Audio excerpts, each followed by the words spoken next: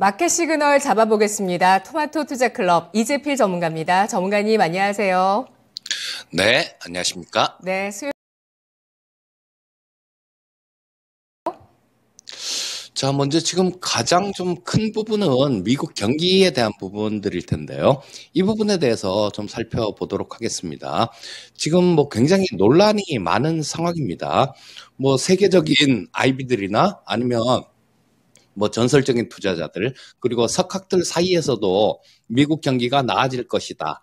아니다. 안 좋아질 것이다. 뭐 이런 논란들이 굉장히 많아요. 어제 아침에는 세계은행 쪽에서 잃어버린 10년 가능성을 얘기하면서 2030년까지 글로벌 평균 2.2%가 성장할 거다라는 전망치를 내놨는데요. 이 부분은 개도국까지 포함된 수치이기 때문에 뭐 선진국 쪽으로 보면 굉장히 낮은 그런 성장을 할 수밖에 없을 것이다라는 내용입니다. 자, 그래서 좀 우려감들을 자아내겠는데 오늘은 또 이 골드만삭스 쪽에서는 AI로 인해서 세계 경제가 연평균 7%를 성장할 것이다라는 그런 전망치가 나왔어요. 뭐 굉장히 좀 엇갈리는 그런 상황이죠. 자, 그리고 또 이 부분은 뭐 이 기관들뿐만 아니라 뭐 저 연준 인사들하고 뭐 또 다 마찬가지로 그런 엇갈리는 전망들이 나오고 있는데요.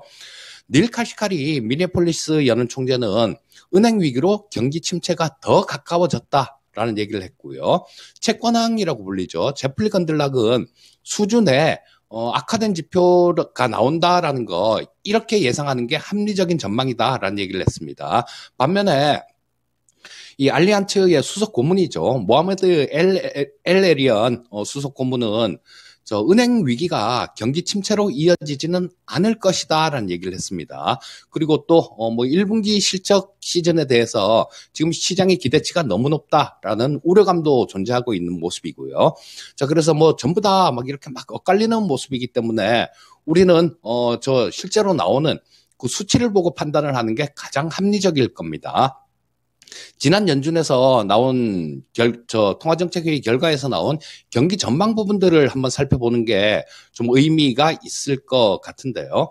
지금 미국의 GDP 성장률은 지난 12월 연준에서는 0.5% 정도를 예상했습니다. 그런데 이번에 0.4%를 예상을 했고요. 그다음에 뭐 실업률 전망치는 지난 연준보다는 약간은 떨어질 걸로 예상을 했고 PC 같은 경우는 헤드라인이나 근원 PC 모두 다 좀 지난 12월 연준 때보다 좀 올라가는 그런 전망을 했습니다. 특히 경제 성장률 부분들을 좀 살펴보게 되면 지금 미국의 1분기 경제 성장률이 전분기 대비 연율로 3.2% 정도 성장할 걸로 예상치가 나오고 있는데요. 이 부분은 뭐 딱 나누기 4를 해서는 안 되겠지만 전분기 대비 연율이니까요.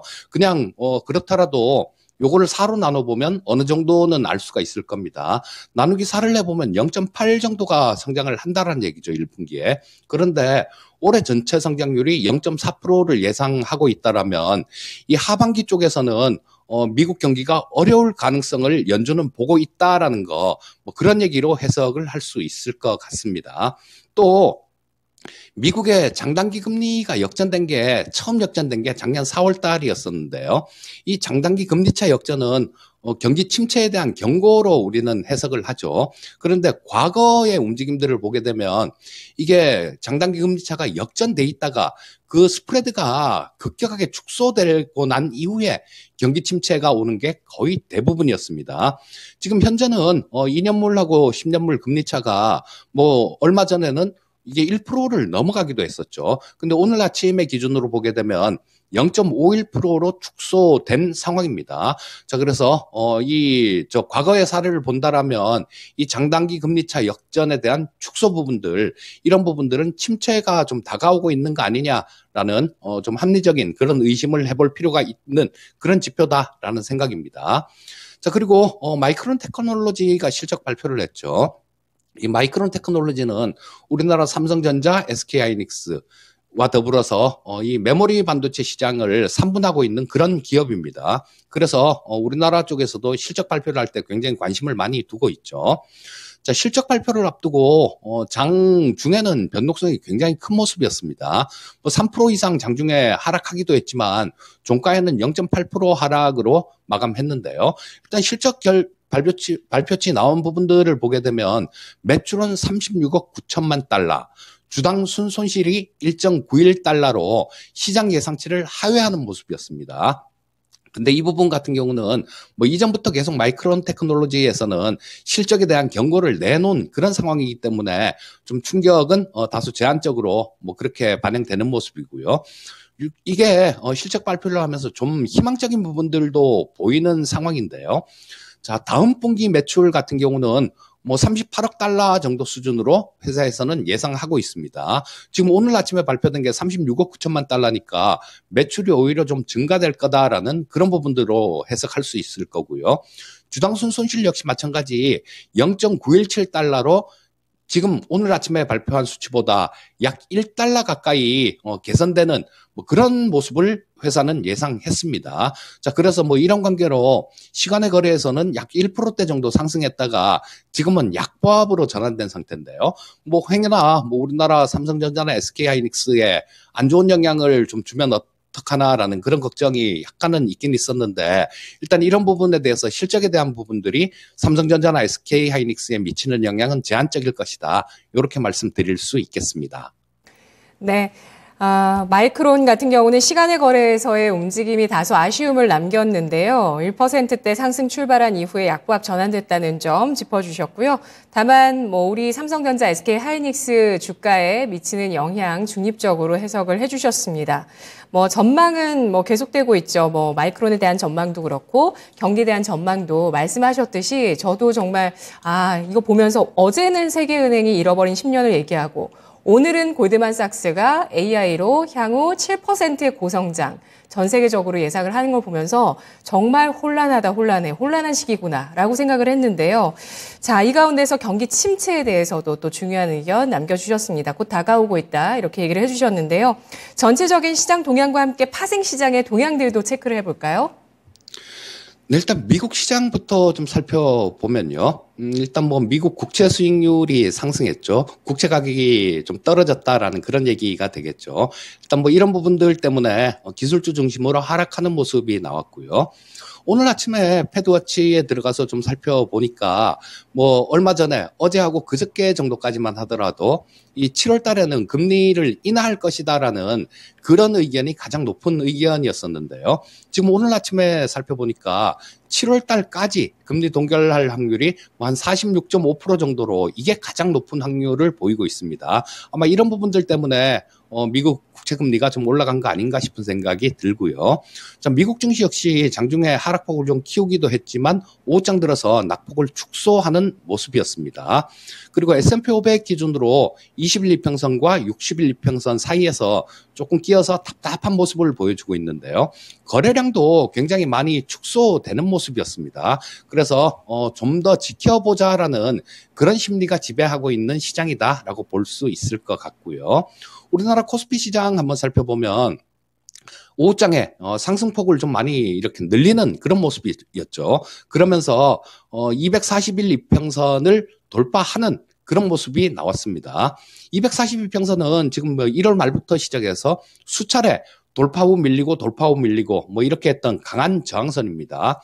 근데 약간 아쉬운 게 거래대금 측면으로 볼 때는 이 돌파에 대한 신뢰도는 좀 비교적 낮은 상황이다 이렇게 볼 수 있을 것 같고요. 현 지수대 위에 부분들을 보게 되면 조금 위에 60주 이평선도 걸쳐 있고요. 그다음에 가장 강력한 저항선이라고 얘기할 수 있는 2500선도 존재하는 다수의 저항선이 존재하는 그런 시장이다라고 보시면 되겠습니다. 자, 코스닥 시장 한번 살펴보면 코스닥 시장 같은 경우는 강한 모습이 계속 지속되는 그런 모습이었죠. 그리고 지금 어느새 8월달 고점 그 근처까지 상승한 모습이었습니다. 자, 시장이 어떤 편중된 소수의 종목이 끌고 가는 그런 시장이었었는데 어제의 경우에는 여타 종목으로 좀 매기가 확산되는 그런 모습도 보여주기도 했습니다. 자, 그래서 주봉 기준으로 이번 주에도 양선을 그리면서 835포인트를 돌파하면서 금요일 마감되게 되면 뭐 추가 상승 가능성도 열어놔야 되겠다라는 생각도 들고요. 자, 지금 근데 수급이 좀 많이 아쉽습니다. 3월 달에 코스닥 시장에서 외국인들은 1조 260억을 순 매도했습니다. 그리고 기관들이 4,365억을 또 마찬가지로 순 매도했어요. 그렇다면 이 부분들을 개인 투자자분들이 매수를 했다라는 얘기인데, 개인들의 매수에 의한 강세라는 점에서 이 부분은 신뢰도를 좀 낮추는 그런 상황이다라고 보시면 될 거고요. 파생시장 동향 한번 짚어보겠습니다. 먼저 선물시장을 살펴보게 되면 어제 이 코스피 시장이 240일 이평선을 돌파했는데요. 이 부분은 순전히 선물시장에서 외국인들의 강한 순매수에 의한 거다라고 보시면 될 것 같고요. 자, 어제 오후장에 한 4천억 이상 순매수를 했죠, 추가로. 근데 굉장히 장중에 선물수급 변동성도 굉장히 컸었습니다. 장 초반에 4,800억 매수했다가 1시경에 2,500억 순매수로 줄어들었다가 또 이 부분이 3시 20분 정도에는 8천억 이상 수준으로 늘어났습니다. 그리고 또 장 막판에 또 1,000억 이상을 매도를 하면서 결과적으로는 6,600억 정도 순매수로 마감이 됐는데요. 자, 이 외국인들 같은 경우도 지금 뭐 단타를 이렇게 많이 치고 있다라는 그런 얘기로 해석할 수 있겠죠. 자, 최근 들어서 외국인들의 수급은, 선물 수급은 연속성이 많이 떨어지는 상황입니다. 그리고 지금 어제 매수분 같은 경우는 24일에 굉장히 좀 강한 순매도가 있었었죠. 자, 이 부분에 대해서 좀 청산하는 부분들, 이런 부분들도 좀 있었다라고 보시면 될 거고요. 또 신규 매수도 일부 포함이 돼 있었던 것 같은데 이 부분은 단기성으로 판단하고 있습니다. 자, 그래서 일단 뭐 코스피 시장의 저항선들, 겹겹이 있는 저항선들, 이런 부분들을 좀 돌파하기 위해서는 연속된 외국인들의 순매수가 필요하겠다라고 말씀드릴 수 있겠고요. 이 부분은 장중에 좀 관찰을 해봐야 될 그럴 부분이 되겠죠. 자, 옵션 시장 한번 살펴보겠습니다. 옵션 시장은 어제 또 옵션 시장에서도 굉장히 수급의 변화가 컸었어요. 콜옵션에 대한 부분이었었는데 3시 20분까지 외국인들은 콜옵션 매수 포지션을 취하고 있었습니다. 그런데 우리 동시호가 때, 그러니까 3시 20분 이후에 갑자기 돌변하더니 콜옵션을 100억 이상 순 매도하는 모습이었습니다. 자, 그리고 이 부분들이 저 누적 수급들 숫자를 쭉 보시면 아시겠지만 이 외국인들 같은 경우는 지금 옵션 시장에서는 연속성을 선물 시장보다 더 갖지 않고 있습니다. 하루 팔고 하루 사고 뭐 이런 모습으로 일관하고 있는데요. 자, 이 부분은 옵션 시장에서는 시장 방향성에 대한 어떠한 힌트도 없다라는 걸 의미하는 거고요. 다만 어제 콜옵션의 대규모 장막판, 대규모 매도 포지션 전환은 강한 상승은 어렵다라는 판단에서 나온 걸로 생각하고 있습니다. 선물 시장에서 단기 매매에 치중하고 있는 외국인 동향이고요. 옵션 시장을 봤을 때도 사실 추가 상승은 좀 제한적일 수 있을 것이라는 점도 읽히고 있다고 합니다. 코스피 코스닥의 아쉬운 부분들도 짚어주셨는데요. 오늘 중요 이슈들, 일정들의 영향력 알아볼까요? 어떤 내용들 꼽아주실 건가요? 오늘은 미국의 상업용 부동산 관련된 내용을 좀 짚어보려고 합니다. 자, 미국 쪽에 지금 전체 상업용 부동산 대출 시장의 규모는 약 우리 한화로 7,200조 이상 되는 걸로 추정되고 있고요.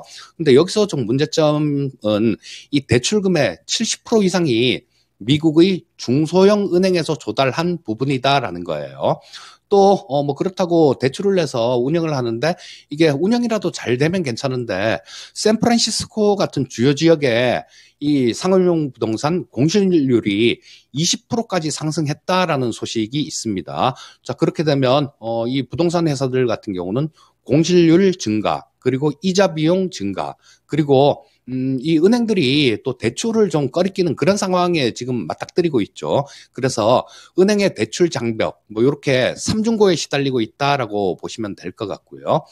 자, 이 부동산 시장 전문 매체 코베이시 레터라는 데서는 향후 5년간 미국에서 부동산 관련해 갖고 대출 만기가 돌아오는 게 2조 5천억 달러에 이를 것이다라는 그런 전망치를 내놨습니다. 거기에서 JP 모건 쪽에서는 상업용 주택 담보 대출의 약 21%가 채무 불이행 가능성이 있다라는 그런 보고서를 내놓으면서 좀 우려를 자아내게 하는 그런 상황입니다. 그래서 지금 2008년도하고 지금의 차이점은 그런 부분이죠. 2008년도에는 은행들이 자산들, 대출 자산들, 모기지론이죠. 이런 부분들이 도화선이 돼서 온 위기지만 지금 같은 경우는 유동성 부족이다라는 거였는데요. 이 상업용 부동산이 만약에 좀 부실해지는 그런 규모가 커져간다라면 은행의 자산의 건전성들 뭐 이런 부분들도 좀 떨어지는 그런 상황이 될 테니까 이 부분에 대해서는 우리도 좀 계속해서 관찰해 나가는 게 필요하겠다라는 생각입니다. 네. 그리고 뭐 좀 어두운 얘기만 좀 말씀드렸던 것 같은데요. 오늘은 조금 밝은 얘기 이후에는 좋은 얘기 또 긍정적인 그런 부분들도 한번 짚어보겠습니다. 자, 우리나라 우주항공 관련되는 그런 소식들이 좀 많이 나오고 있는데요. 자, 지금 이 우주항공 관련되는 부분은 우크라이나 전쟁을 계기로 해서 위성통신에 대한 각국의 관심이 굉장히 증가했습니다. 뭐 이런 부분들은 위성통신하고 그 발사체 수의 증가로 이어질 거고요. 2023년 올해는 이 스페이스X의 자회사 스타링크가 상장이 예정돼 있죠. 또 버진 갤럭틱에서는 우주 관광 비행을 예정하고 있습니다. 자, 그리고 뭐 일론 머스크의 스타링크는 지금 우리나라의 스타링크 코리아를 설립해서 2분기 내에 서비스를 시작할 것이다. 뭐 이렇게 예정이 돼 있습니다. 그리고 우리나라 정부하고 뭐 의회도 마찬가지로 이 우주항공청에 대한 설립 의지는 좀 확고한 것 같아요. 이런 부분들이 좀 모멘텀이 될 수 있고 또 날짜가 정해진 그런 모멘텀 같은 경우는 5월 10일 날 누리호 발사가 예정돼 있다는 거 이런 모멘텀을 찾을 수 있을 것 같습니다. 네, 그렇습니다. 인공위성주가 정말 소리 소문 없이 우상향을 계속해 나가고 있고요. 수익률도 좋게 나오고 있는 종목들 눈에 띄고 인텔리안테크 이런 종목들은 사실 로망을 갖고 계시는 분들도 그동안 굉장히 많으셨는데 연초에 수익률이 상당히 좋습니다. 오늘 장 놓치지 말아야 할 마켓 시그널은 뭘까요? 자, 일단 뭐 시장에 대한 부분들은 앞에서 좀 충분히 말씀드렸으니까 뭐 한 두 종목 정도 종목을 우주항공 관련된 종목을 말씀드리려고 합니다. 뭐 잠깐 언급해 주셨던 인텔리안테크를 첫 번째로 꼽을 수 있을 텐데 이 인텔리안테크는 해상용 위성 안테나 1위 기업입니다. 우리 스페이스X의 그 스타링크라는 기업, 요게 경쟁사라고 볼 수 있는 영국의 원앱이라는 회사에 주로 납품하고 있는 기업이고요. 주요 제품은 위성용 송수신 안테나 같은 것들, 이런 것들이 주요 제품입니다. 그리고 서로 다른 두 개의 통신을 연결하는 게이트웨이라는 이런 서비스도 좀 수요가 증가될 걸로 전망되고 있고요. 무엇보다도 실적 부분들이 상당히 좀 믿음직스럽습니다. 올해 실적 같은 경우는 뭐 전년 비해 갖고 영업이익 기준 2배 이상 증가한 300억 이상을 전망하고 있으니까 뭐 눌릴 때마다 좀 관심을 가져보는 거 좋은 전략이다라는 생각이 들고요. 또 한 종목은 세트레가이를 좀 말씀드릴 수 있을 텐데 이 세트레가이는 위성 시스템을 개발하고 뭐 관련 서비스를 영위하는 그런 기업입니다. 위성 정보를 좀 수신하고 처리하기 위한 지상국 장비 그리고 뭐 소프트웨어 같은 것들 이런 것들이 핵심 사업 부분이다라고 보시면 될 것 같고요. 근데 앞에서 말씀드린 인텔리안테크와는 다르게 실적 부분이 그렇게 만족스럽지가 못합니다. 작년에 적자 전환을 했기 때문이죠. 그래서 세트르가이 같은 경우는 5월 10일 날 누리호가 3차 발사가 예정이 돼 있습니다. 그 누리호 발사하고 막 그럴 때 보면 그 전부터 위성 관련주들이 막 움직이는 경향이 있어요. 그러니까 뭐 아직까지는 충분히 공략 가능한 그런 상태이기 때문에 5월 누리호 발사 모멘텀을 겨냥한 뭐 중기적인 그런 투자에 적합한 종목이다라고 말씀드릴 수 있을 것 같고요. 누리호 발사 즈음 해갖고는 세트가이 같은 종목은 일단 한번 정리해 주는 게 좋겠다. 이렇게 말씀드리겠습니다. 네, 위성 관련주 가운데 사실 AP 위성이 고점을 사상 최고가로 가장 먼저 돌파하면서 수익률도 제일 좋은 상태인데요. 이거 빼고 인텔리안테크, 세트레가이에 대한 전략 포인트 주셨습니다. 고맙습니다. 예, 감사합니다. 네, 마켓 시그널 이재필 전문가였습니다.